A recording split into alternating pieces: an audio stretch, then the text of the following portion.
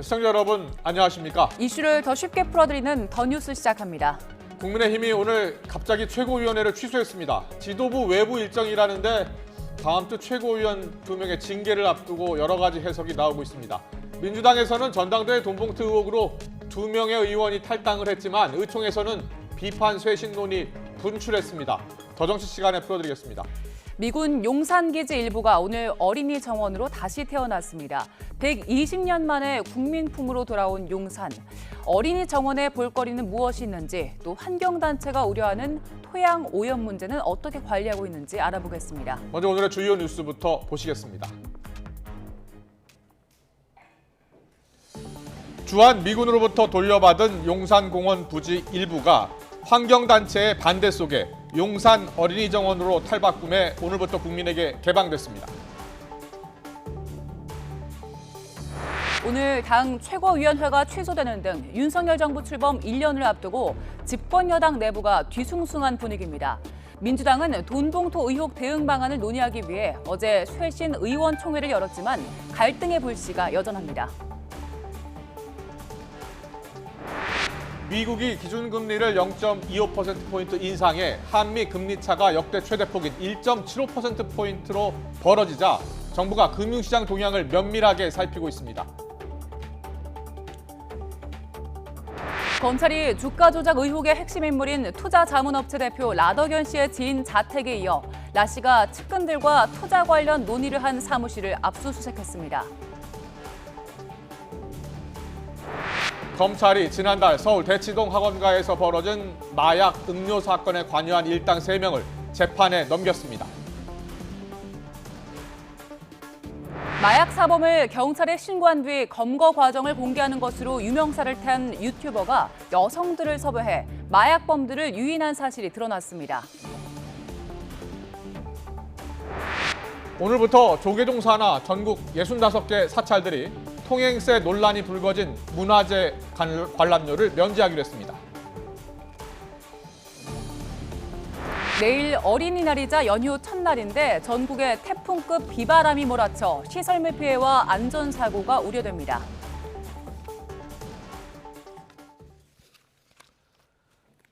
윤석열 정부 출범 1년을 앞두고 집권 여당 내부가 뒤숭숭한 분위기입니다.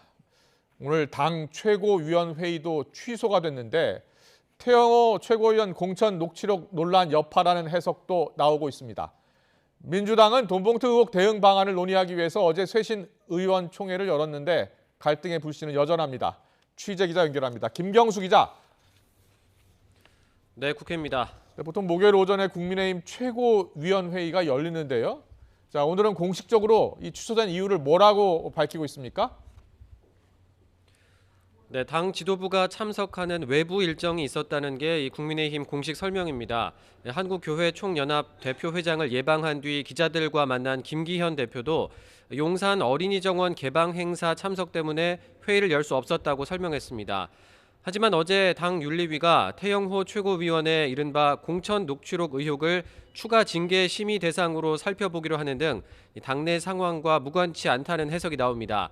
태 최고위원과 김재원 최고위원이 오는 8일 윤리위 징계 심의를 앞둔 가운데 오늘 정상적으로 회의를 열기엔 부담스러웠던 게 아니냐는 겁니다. 앞서 이진복 대통령실 정무수석이 한일 관계와 관련해 우호적인 발언을 해달라며 공천을 언급했다는 이 태영호 최고위원의 녹취가 공개되면서 대통령실 당무 개입 논란이 불거졌는데요. 태 최고위원은 자신은 이 수석과 공천 관련 대화를 나누지 않았다고 주장하며 음해성 정치 공세에 굴하지 않겠다는 기자회견을 열기도 했습니다. 하지만 당내에선 파장이 이어지고 있습니다. 장동혁 원내대변인과 유승민 전 의원의 말 이어서 들어보겠습니다. 당에 여러 부담을 주고 있고 이런 계속된 의혹들이 당에서도 지금 좀 엄중한 사안으로 보고 있기 때문에 징계 사실관계 확인이 된다면 징계는 신속하게. 태영 의원이 거짓말을 지어내가지고 정무수석이 공천 협박을 했다라고 지금 이야기를 하는데 대통령실이 태영 의원을 고발해야 될 일이거든요. 이거는. 네, 한편 민주당은 국회 차원에서 의혹을 밝힐 필요가 있다며 공세를 펴고 있습니다. 이소영 민주당 원내대변인의 말 들어보시죠. 대통령실에 지금 대입 의혹이 제기되고 있기 때문에 이 부분에 대해서는 이 국회 운영위를 열어서 사실 진상을 파악해 볼 필요가 있는 상황입니다.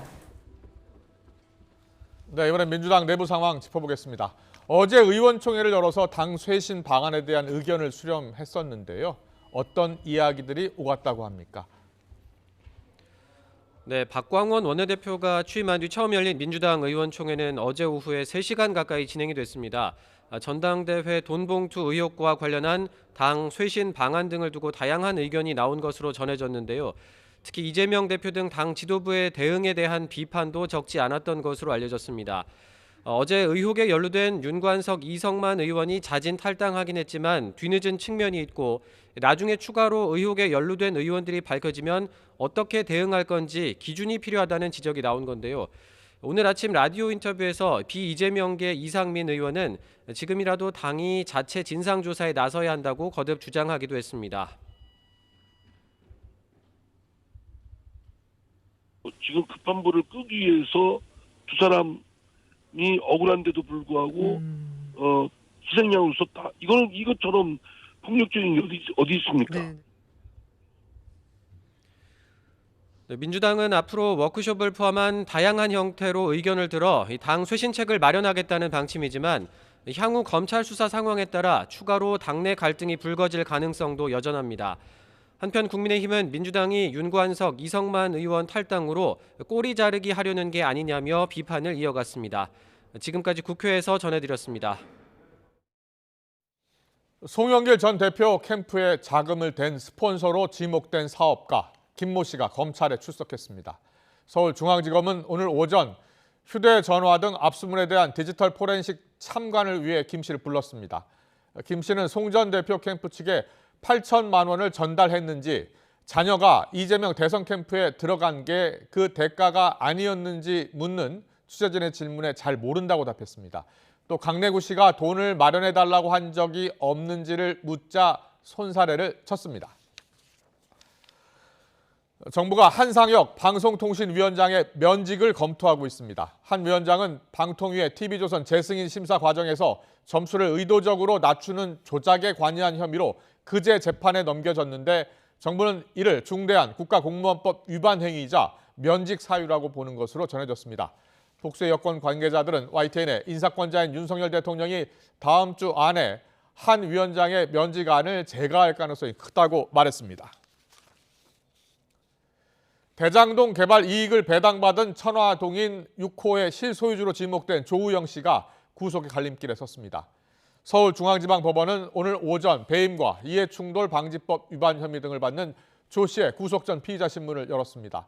조 씨는 자신이 천화동인 6호 실소유주가 맞는지 등을 묻는 취재진 질문에 아무 대답도 하지 않았습니다. 조 씨의 구속 여부는 이르면 오늘 밤 늦게 결정될 것으로 보입니다. 내일부터 어린이날 연휴인데 날씨가 비상입니다. 내일 전국에 태풍급 비바람이 몰아치며 시설물 피해와 안전사고가 우려됩니다. 취재 기자와 연휴 날씨 알아보겠습니다. 김민경 기자. 네, 김민경입니다. 네, 벌써 제주도에는 호우에 강풍까지 몰아치고 있다고요? 네, 그렇습니다. 지금 제주도 주변을 보면 비구름을 보면 비의 강도를 알 수 있습니다.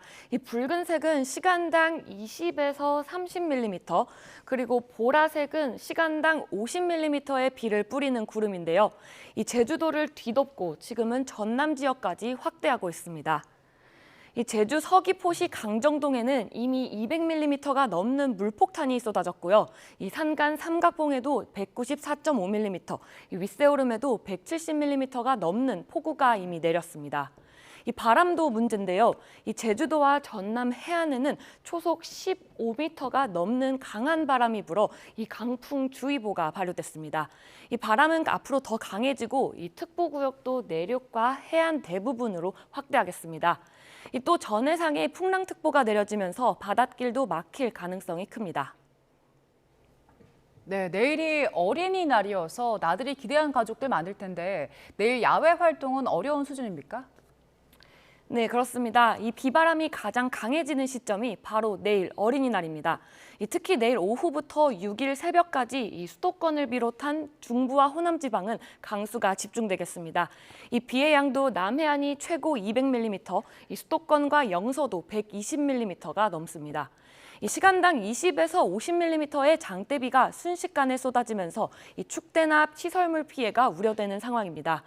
특히 계곡이나 하천은 물이 갑자기 불어나면서 이 고립이나 인명사고 위험도 큽니다. 이 뱃길과 하늘길이 막힐 가능성도 있고요. 이 빗길 교통사고도 주의해야 합니다. 네, 지금이 여름이 아니라 봄철 또 5월 초잖아요. 그런데 왜 이렇게 태풍급 비바람이 부는 겁니까?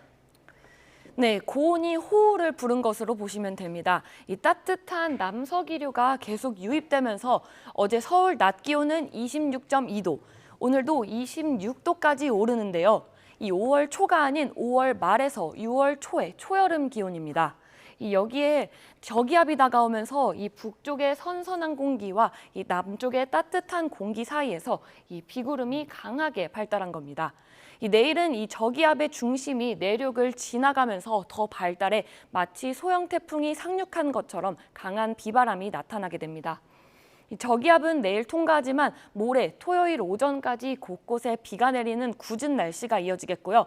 일요일에는 전국이 차차 맑은 날씨를 되찾지만 제주도에는 다시 비가 내릴 것으로 보입니다. 지금까지 YTN 김민경입니다.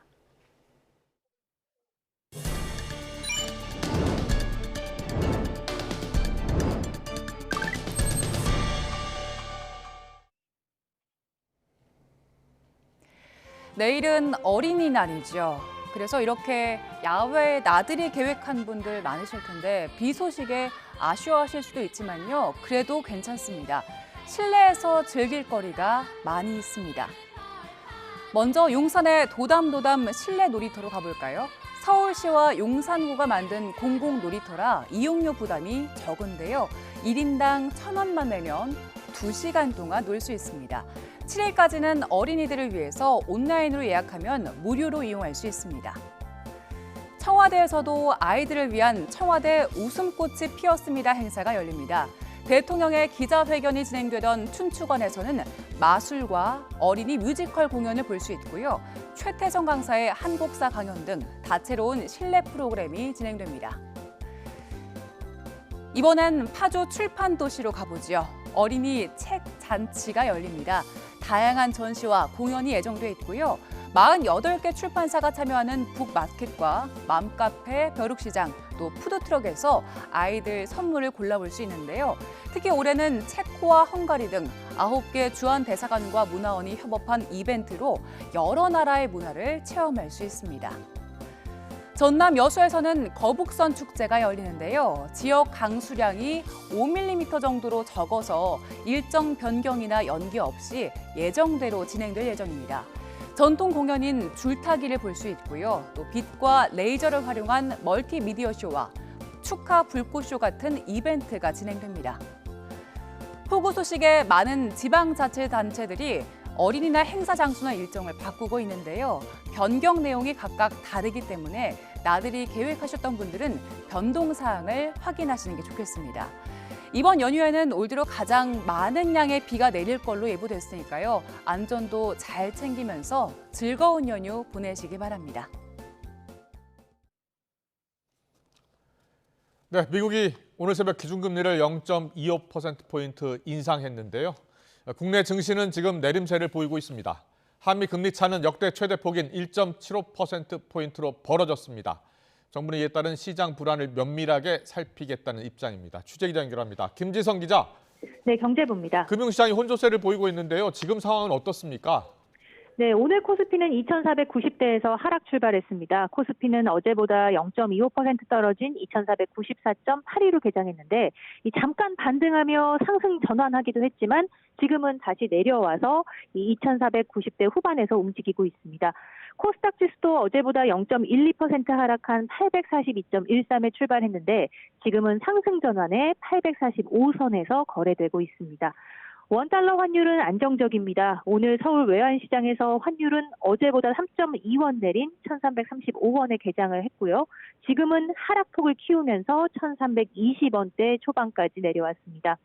미국 연방준비제도가 기준금리를 0.25%포인트 인상하긴 했지만 시장의 예상에 부합한 데다 제롬 파월 연준 의장의 연설이 완화적으로 해석되면서 달러가 약세를 보인 데 따른 겁니다.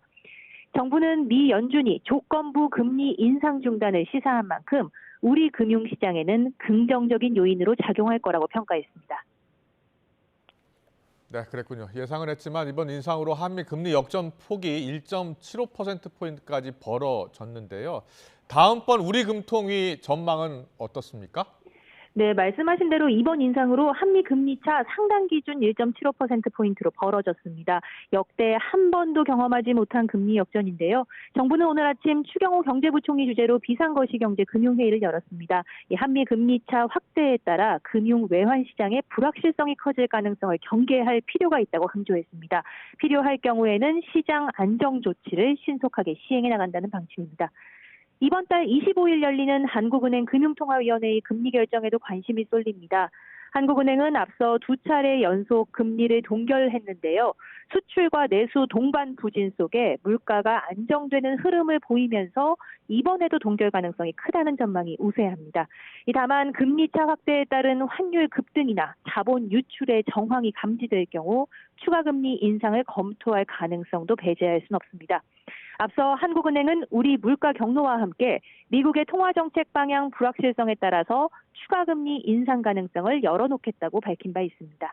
지금까지 경제부에서 YTN 김지선입니다. 네, 가정의 달 연휴, 햄버거나 피자, 치킨 수요가 늘어날 때죠.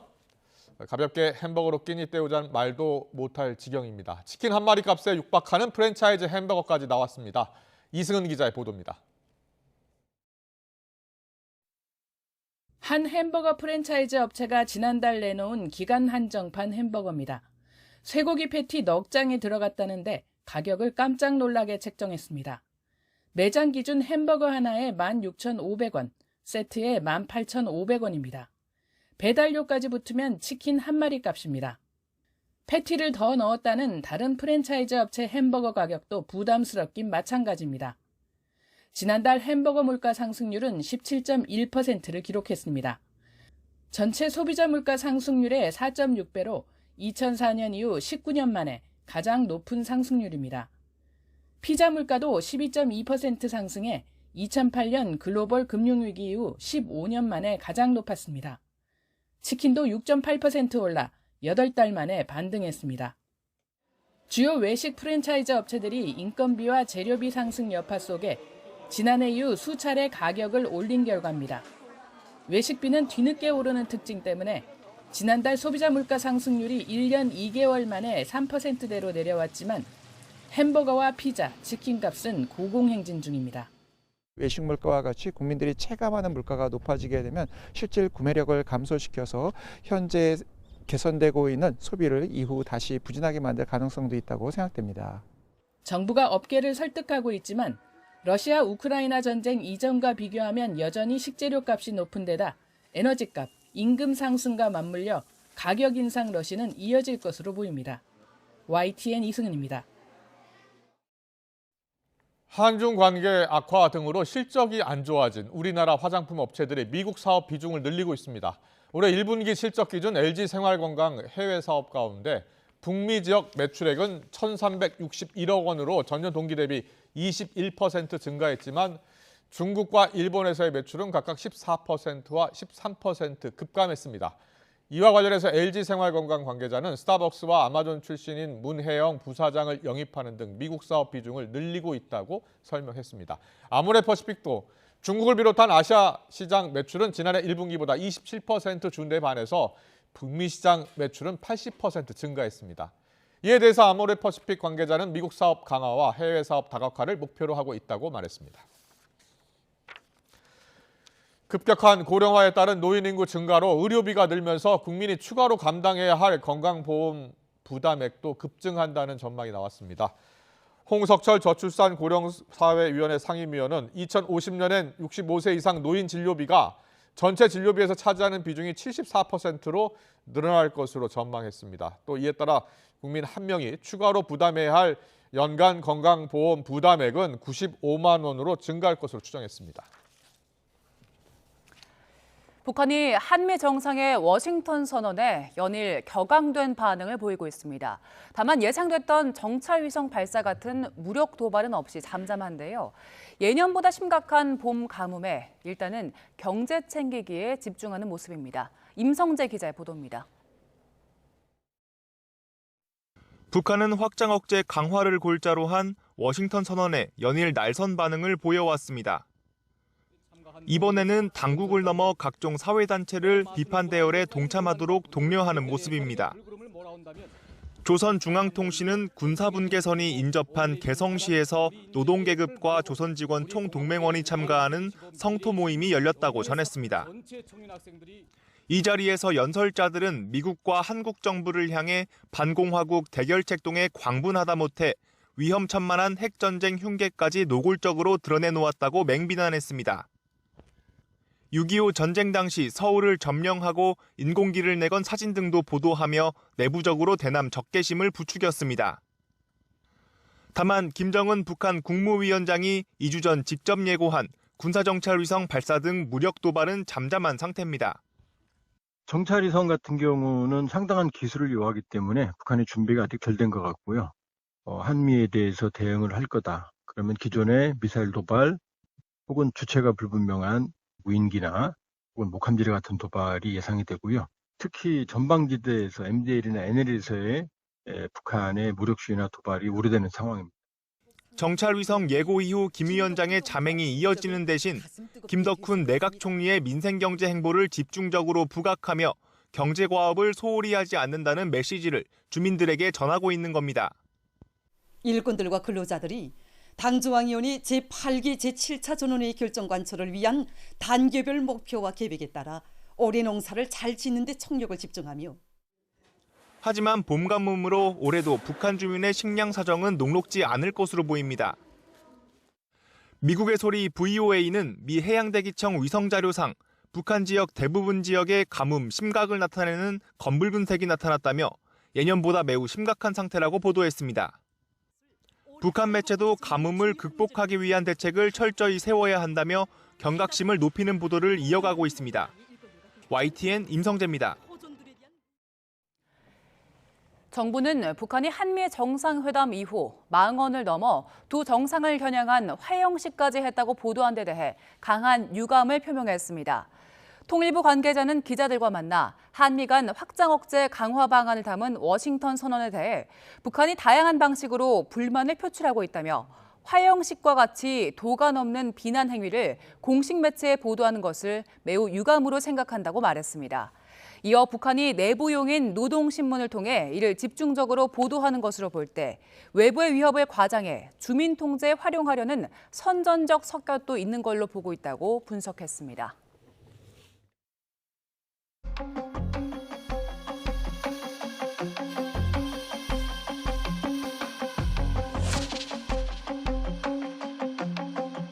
미군 기지 일부를 비롯해서 용산 미군 기지가 반환된 것은 처음입니다. 기름 냄새가 정말 심각하거든요. 그럴 때마다 우리 사람들 그냥 입 막고 그냥 다니고. 공원 조성이 가능한 기준치의 29배를 기준치를 2배 가까이 넘은 겁니다. 신속하게 용산 공원을 조성하여 국민과의 소통을 더욱 강화하겠습니다. 한기지 환경오염 정화하라!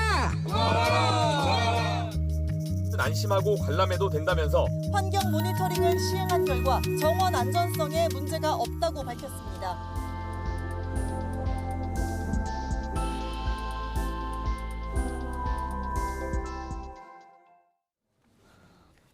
네, 지난 1904년 일본군이 주둔했다가 일본이 물러간 뒤로는 미군이 주둔했죠. 용산기지. 120년 동안 국계가 됐던 문이 오늘부터 어린이를 위한 정원으로 새롭게 단장을 마치고 국민에게 개방이 됐습니다. 네, 반환된 용산 미군기지의 일부를 어린이 정원으로 조성해서 오늘부터 개방했는데요. 그런데 환경단체는 오염 정화부터 해야 된다면서 개방에 반대하고 있습니다. 윤종빈 국토부 공원 운영과장과 함께 용산 어린이 정원의 면면을 살펴보겠습니다. 어서 오세요. 네, 어서 오십시오. 네, 저희가 대통령실 앞에 있는 그 앞마당이 이제 공원으로 바뀐 거죠? 네, 그렇습니다. 예. 규모가 어느 정도 됩니까? 크기가 어느 정도 되는 겁니까? 전체적으로 이번에 용산 어린이정원은 한 9만 평 정도 됩니다. 9만 평이면 축구장 몇 개 정도 돼요?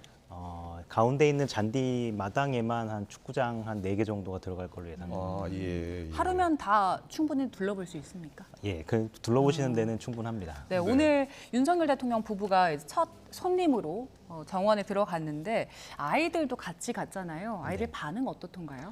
아이들은 처음에는 대통령님께서 오시는 줄 모르고 있다가 나중에 오시니까 깜짝 놀라서 환호성도 나왔고요. 그리고 즐거워하는 모습이었습니다. 예. 과장님도 이 정원 이제 오늘 첫 개방하고 나서 둘러보셨을 텐데 직접 그동안 이제 과정을 쭉 봐오셨지만 직접 보니까 어떠셨습니까?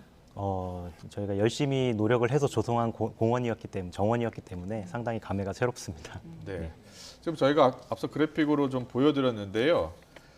테마별로 좀 공간이 나누어져 있나 봐요. 자, 어떤 공간에 있는지 좀 설명을 좀 부탁드릴게요. 예, 저희가 신용산역 이제로 나오게 되면 주출입구를 맞이하게 됩니다.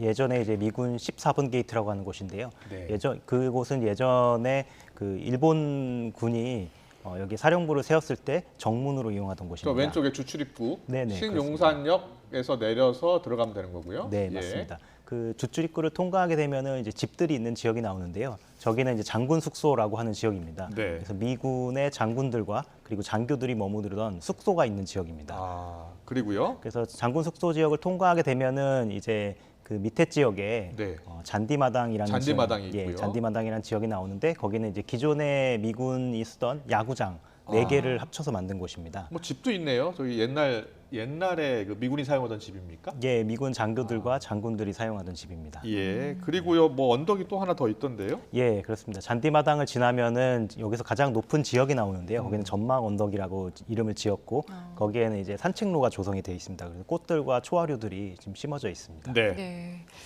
그 1년 동안 이 정원 조성에 시간을 들이셨는데 그 준비하는 과정에서 어려움은 없었습니까? 일단은 미군 기지가 이제 저밀도로 개발이 그 기지가 구축되어 있는 곳이고 해서 저밀도요? 예, 그러니까 단층으로 지어져 있고 건물들 사이의 간격도 넓었고 그리고 미군 가족들이 거주하던 곳이기 때문에 이것을 조금만 바꾸면 이제 공원으로 하는 것은 가능했습니다. 저희가 이제 환경이나 이런 것들 많이 신경을 썼기 때문에 그런 거에 대해서는 철저히 준비하느라 그런 점은 조금 어려움이 있었지만 그래도 철저히 열심히 준비를 했습니다. 그렇군요. 근데 이게 용산 어린이 정원이라고 이름이 붙여졌어요. 특별하게 어린이 정원이라고 이름 붙인 이유가 있습니까? 예, 현재 이제 서울 도심에는 가족들과 어린이를 위한 공간이 적고 그리고 여가를 즐길 수 있는 공간이 좀 적습니다. 그래서 저희가 처음부터 이제 가족들과 어린이를 위한 공간으로 기획을 했고요. 그리고 뭐 대통령님께서도 이제 어린이를 위한 공간이 많이 필요하다. 평소에 말씀을 많이 하셔서 저희가 이런 공간을 조성을 했고 이름을 정하는 과정에서 어린이를 강조하면 좋겠다라고 의견이 수렴이 돼서 어린이 정원이라고 지었습니다. 지금 내부 화면이 나오는데 저기는 어디입니까?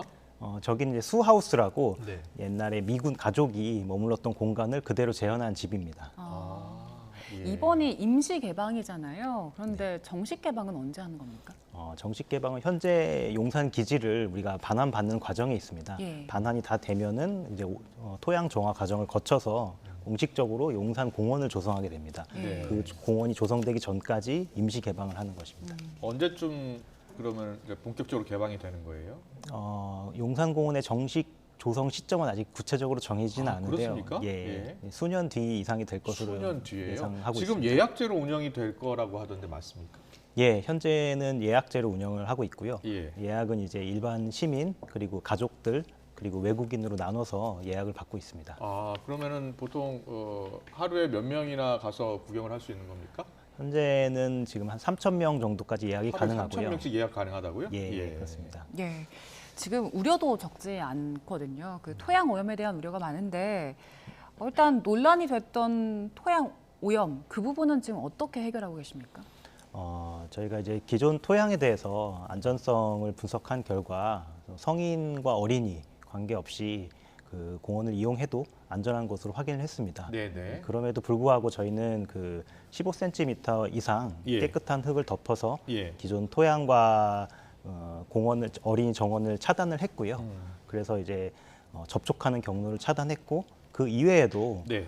혹시 이제 휘발되는 물질이나 먼지 같은 물질들이 공기 중으로 나올 수도 있기 때문에 네, 네. 저희가 그거에 대해서는 국토부와 환경부가 공동으로 환경 모니터링을 시행을 하고 있고요. 예. 환경 모니터링을 시행한 결과 주변 지역보다 오히려 비슷하거나 오히려 더 깨끗한 수준으로 지금 검측이 되고 있습니다. 네, 그 토양을 15cm 이상 덮었다라고 이야기하셨잖아요. 네. 그 15cm 이상 덮으면 괜찮은 겁니까? 혹시 밑에 오염된 그 땅이 있다면 그 15cm 정도 덮으면 되는 거예요?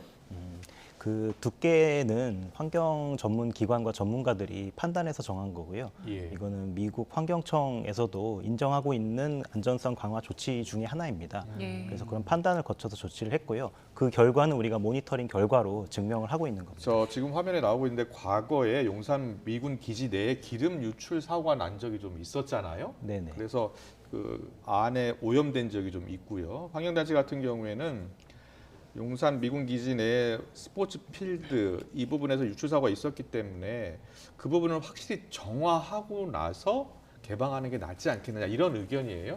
그런 의견도 받으셨을 거 아닙니까? 예. 그 완전히 정화하고 개방을 해도 되는데 너무 서두른 건 아닌가요? 물론 이제 나중에 용산 공원을 조성할 때는 정식적으로 오염 정화 과정을 거쳐서 조성을 하게 될 겁니다. 예. 근데 그 전에 이제 지금까지 반환을 받은 성과를 이제 국민들과 공유하기 위해서 임시 개방을 한 것이고요. 사실 이 스포츠필드 지역 같은 경우에는 네네. 임시 개방을 결정한 것이 문재인 정부 때 이미 결정이 된 것입니다. 그때 다시 말씀해 주세요. 문재인 정부 때 결정이 됐다는 게 무슨 소리입니까? 그 부지 반환이 그 지역에 대한 부지 반환이 이루어진 시점이 문재인 정부 기간 때 이루어졌고요. 예. 그때 2021년에 이 부지를 오염 환경 안전 강화 조치를 해서 개방하겠다고 발표도 했습니다. 그때도 2023년에 개방하겠다고 발표를 했습니까? 그때는 2022년 6월에 개방을 하겠다고 발표를 했었습니다. 네. 그래서 그때부터 준비를 해왔던 것입니다. 예. 그리고 주기적으로 모니터링을 하신다고 했는데 그 시민들이 모니터링 결과는 어떻게 알 수 있습니까?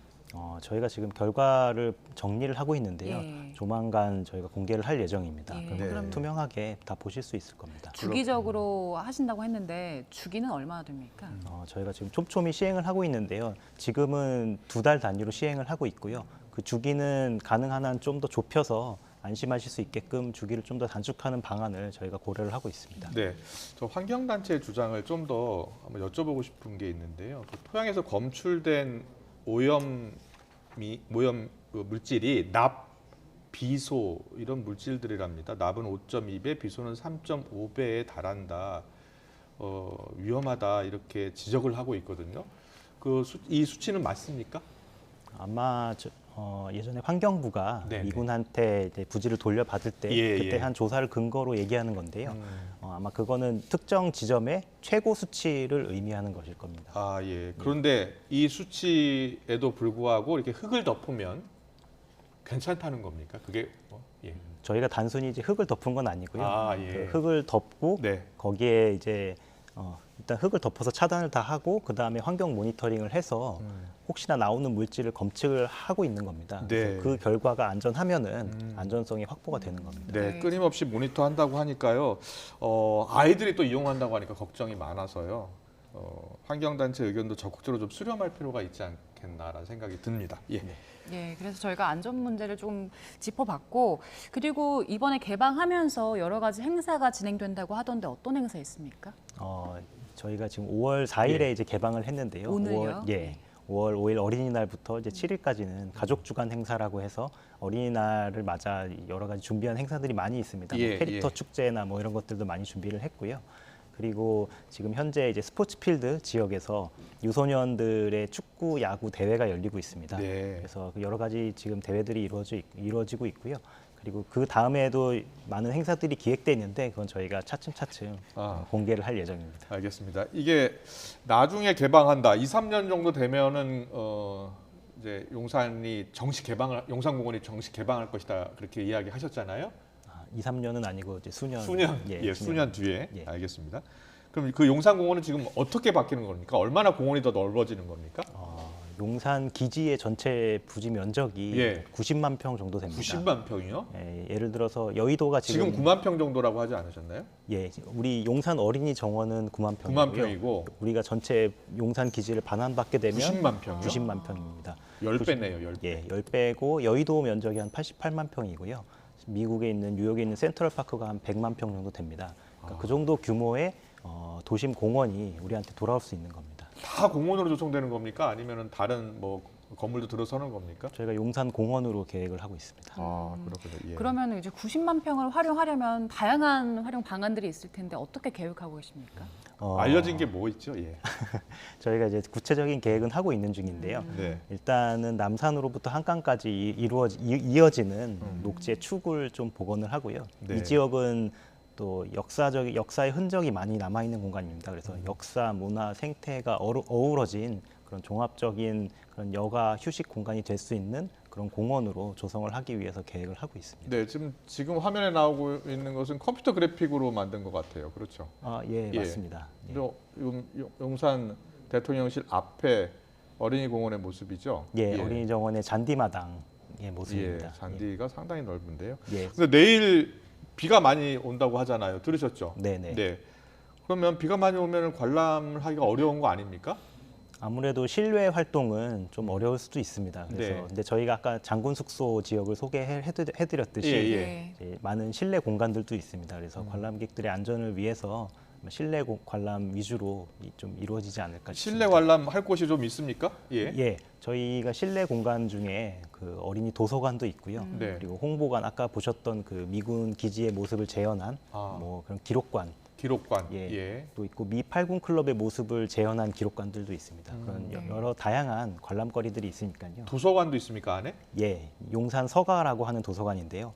어른을 위한 사색을 위한 도서관 그리고 아이들을 위한 도서관 이렇게 구분이 돼서 만들어져 있습니다. 네, 알겠습니다. 무엇보다 어린이들 가족들 안전하게 공원 관람할 수 있도록 정부가 세심하게 좀 대책 좀 세워주셨으면 좋겠습니다. 윤종빈 국토부 공원운영과장과 함께 알아봤습니다. 잘 들었습니다.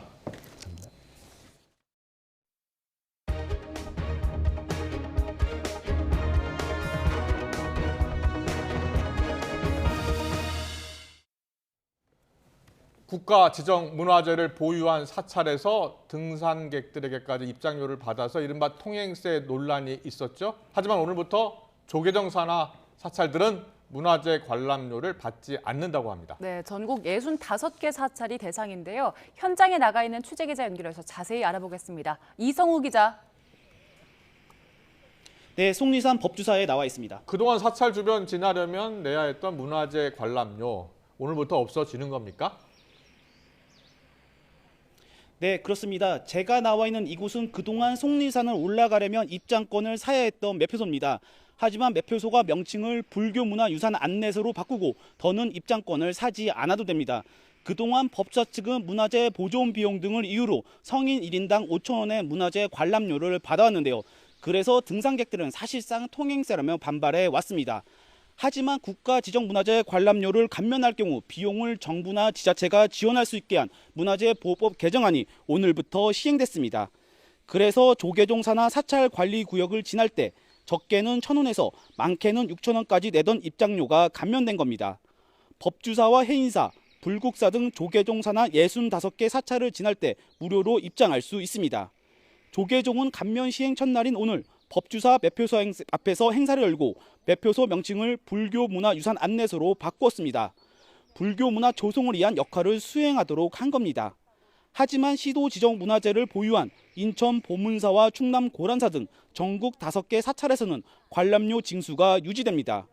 문화재 관람료가 폐지되자 법주사 인근 상인들은 관광 활성화에 기대감을 나타냈습니다.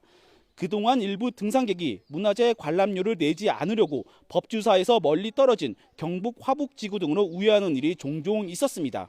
정부와 조계종은 관광객 증가로 인한 지역경제 활성화를 기대하면서도 문화재 훼손과 시민 불편 상황에 대비해 대책을 마련할 예정입니다.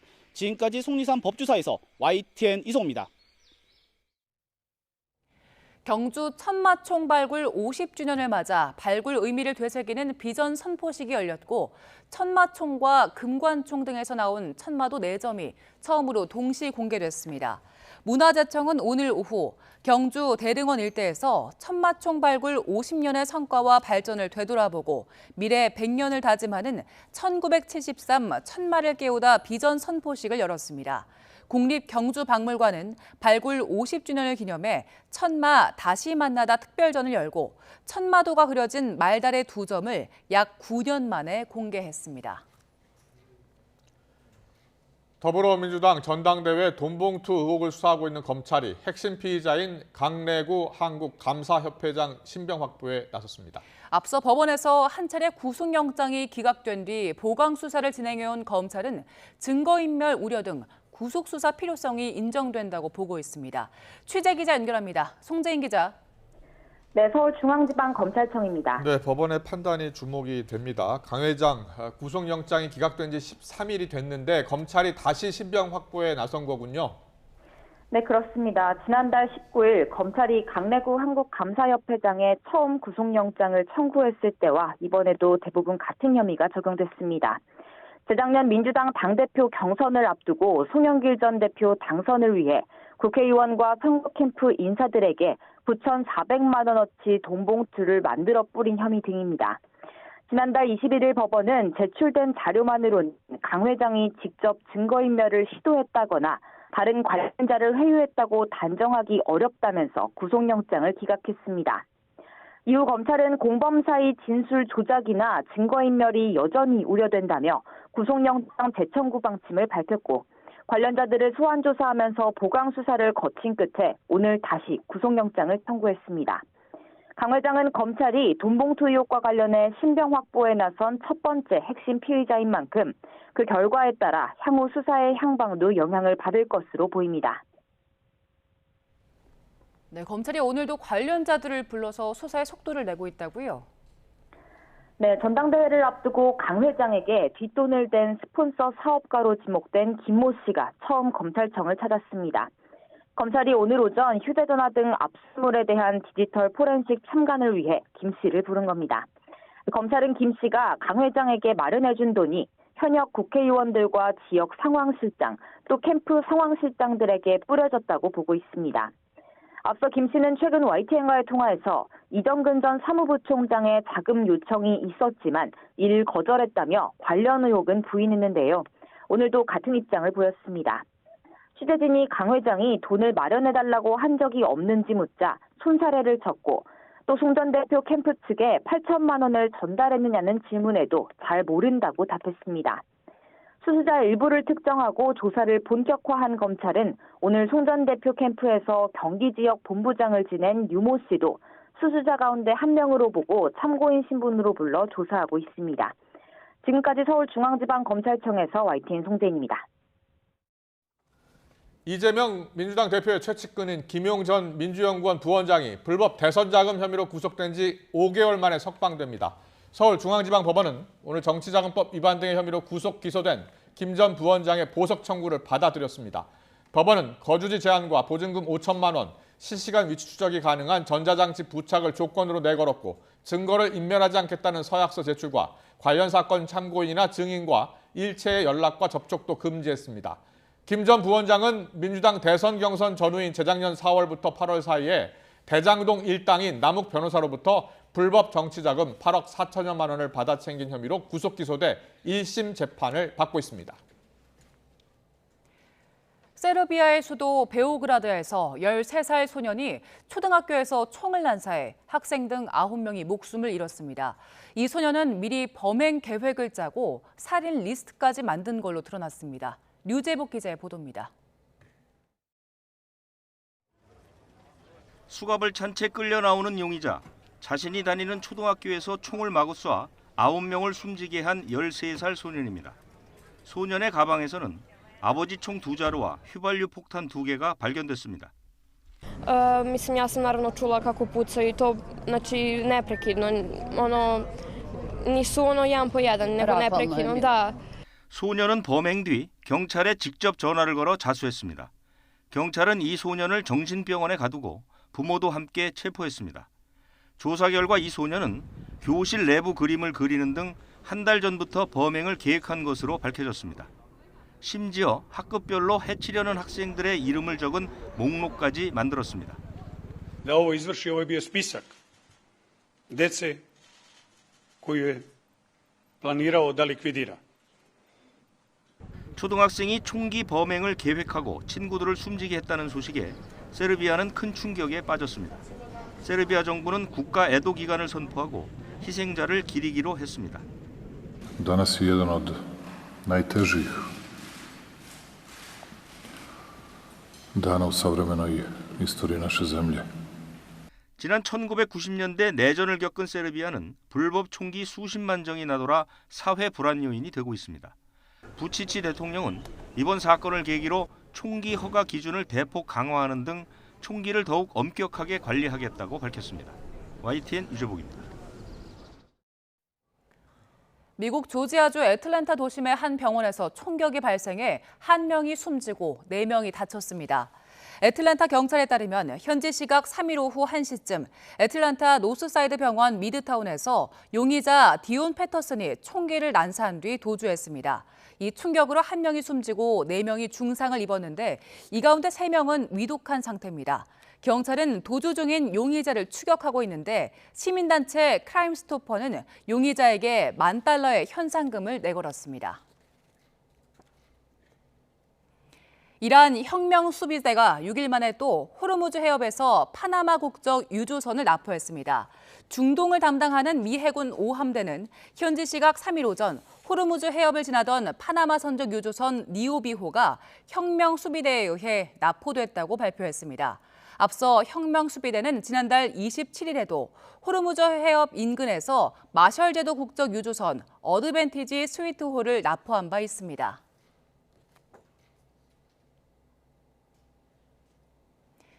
동아프리카의 내륙국 르완다 서부에서 폭우로 100명 이상이 숨졌다고 현지 일간지 더 뉴타임스 등이 보도했습니다.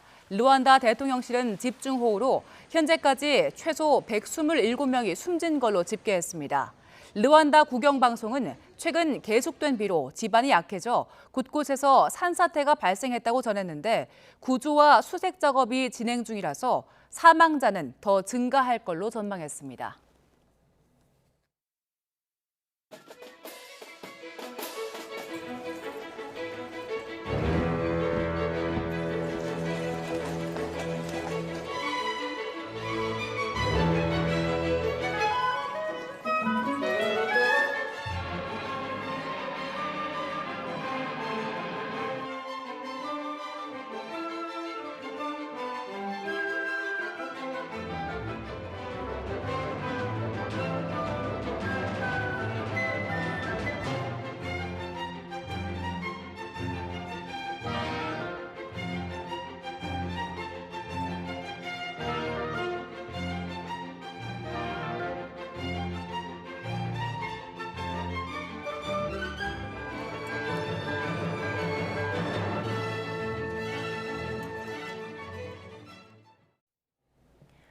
수학여행을 와 한라산을 등반하던 고등학생 15명이 비를 맞고 저체온 증상을 호소해 소방당국이 구조에 나섰습니다. 어제 낮 1시쯤 한라산 성판악 코스를 오르던 충남 천안 모 고등학교 2학년 390여 명 가운데 15명이 비를 맞고 저체온증을 호소한다는 신고가 소방에 접수됐습니다. 4명은 모노레일을 타고 하산했고 11명은 보도로 하산했는데 소방당국은 추가 환자에 대비해 성판악 휴게소 주차장에 현장 응급의료소를 설치했습니다. 제주 산간에 호우경보가 내린 가운데 많은 비가 쏟아지면서 한라산 탐방로가 통제됐습니다. 제주지방기상청은 어제 낮부터 125mm가 내린 한라산 삼각봉 등 제주 산간에 오늘 오전 6시 호우경보를 내렸습니다. 이에 따라 한라산 탐방이 전면 통제됐습니다. 다만 제주국제공항 항공편은 현재 정상 운행되고 있습니다.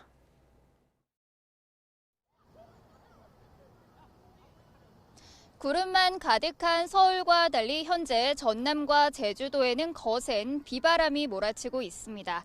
남쪽으로부터 다량의 수증기가 계속 유입되면서 이 지역에는 시간당 30mm가 넘는 매우 강한 비가 집중되고 있는데요.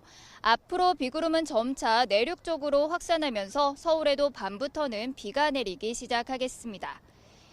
앞으로 비구름이 점차 내륙 쪽으로 이동하면서 서울에도 강한 비가 내릴 것으로 예상되고 있는데요. 축대 붕괴나 또 산사태 등 시설물 피해와 안전사고가 발생하지 않도록 각별히 주의하셔야겠습니다. 자세한 레이더 화면부터 살펴보도록 하겠습니다. 붉은색의 강한 비구름이 주로 제주도와 전남 지방에 영향을 주고 있습니다. 제주도와 흑산도, 홍도에는 호우경보가, 전남 해안에는 호우주의보가 발효 중인데요. 오늘 제주도와 남해안에는 시간당 30에서 50mm의 국지성 호우가 쏟아지는 곳이 있겠고요. 어린이날인 내일은 전국에 강한 비바람이 몰아치겠습니다. 어제부터 지금까지 제주도에는 벌써 250mm에 가까운 큰 비가 내렸는데 토요일까지 제주 산간에는 400mm 이상, 남해안과 지리산 부근에도 200mm가 넘는 호우가 더 쏟아지겠고요. 서울 등 수도권과 강원 영서 지방에도 120mm 이상의 많은 비가 내리겠습니다. 비와 함께 바람도 비상입니다. 현재 강풍주의보가 내려진 제주도와 전남 해안, 서해 5도에는 초속 20m 이상의 돌풍이 몰아치고 있는데요. 점차 내륙과 그 밖의 해안으로도 강풍특보가 확대하겠고 해상에도 풍랑특보가 내려지겠습니다. 배편이나 항공편 운항 여부도 꼼꼼히 확인하셔야겠습니다. 비는 토요일 새벽 수도권을 시작으로 낮이면 대부분 잦아들겠지만 제주도는 일요일까지 조금 더 이어지겠고요. 연휴 마지막 날인 일요일 내륙 지방은 점차 맑은 날씨를 되찾을 전망입니다. 연휴 동안 갑작스럽게 많은 비가 내리면서 하천이 범람하거나 저지대 침수 피해가 발생할 수 있겠는데요. 주변 시설물 점검 철저히 해주셔야겠고요.